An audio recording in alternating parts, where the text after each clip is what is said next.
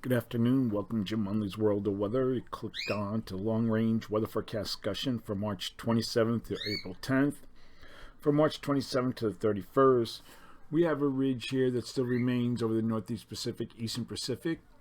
We also have a ridge here across the Caribbean, Gulf of Mexico, above normal heights in the east. And we have this trough extending from the upper low over the Arctic into the western U.S. And models are pretty good with this.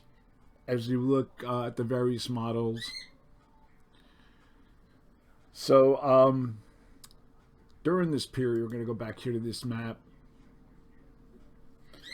A northern stream trough digs into the Intermountain West. Is forecast to become a cutoff low in the southwest by the weekend.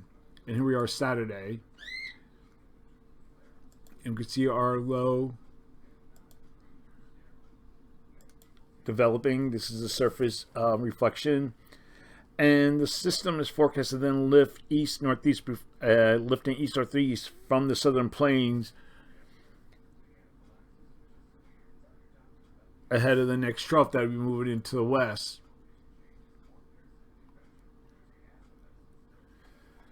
So a frontal boundary will linger across the south on Saturday. And this will, we can see the rain right here, causing heavy rain across the Tennessee Valley Saturday night through Thursday. And this will be a prolonged area because then we have this other system that would be moving into the southern plains here. You can see it pass through as the next system moves through. Now, then the system could possibly go into cyclogenesis, and this could bring some snow areas to portions of the Northeast and Mid-Atlantic. This is the GFS. According to this, you can see we have snow here. We also have snow even down to the coast across northern New Jersey. This would be like next Thursday. You can see it right here. Okay, we're going to look now at the period for April 1st to the 5th. And we still have our ridge here, our trough in the west, our ridge across the Gulf of Mexico above normal heights. And below normal heights remain across the Arctic, with the return of some building heights near Greenland towards the end of the period. You can see it right here in the last frame. But this isn't going to have any effect yet as of now. So for this forecast period, I am forecasting above normal temperatures here, and I'm forecasting anomalies of 48 degrees above normal. For precipitation, calling for below normal precipitation for this region. Probability of occurrence is 35 to 45%. And we have above normal precipitation here, and the probability of occurrence is 35%.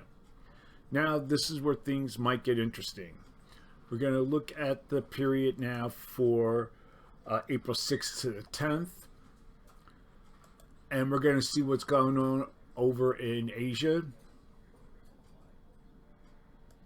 So before we thought that this a trough would move into Eastern Asia, but we still have above normal heights.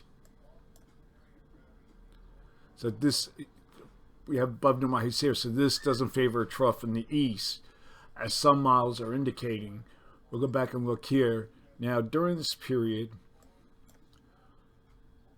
most of the models have a flow looking like this. Whoops. Trough here in the west, ridge here, above normal heights, but we still have above normal heights here. This doesn't correspond well with the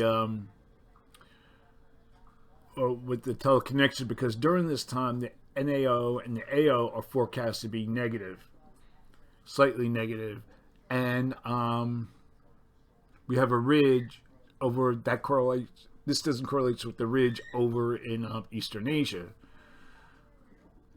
So that's going to be something to watch, because this should bring a trough down into along the East Coast and bring cooler temperatures.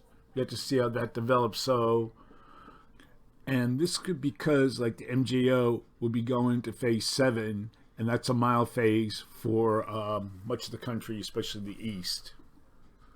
This is what we're forecasting. So for this forecast period, I'm forecasting above normal temperatures for much of the country, and I'm forecasting anomalies for 12 degrees above normal. I think the highest anomalies will be portions of the Southwestern Great Basin.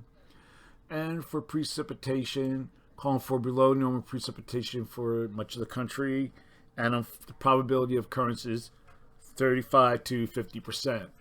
That's the long range weather forecast discussion for March 27th or April 10th. Thanks, coming Jim Munley's World of Weather, and have a good day.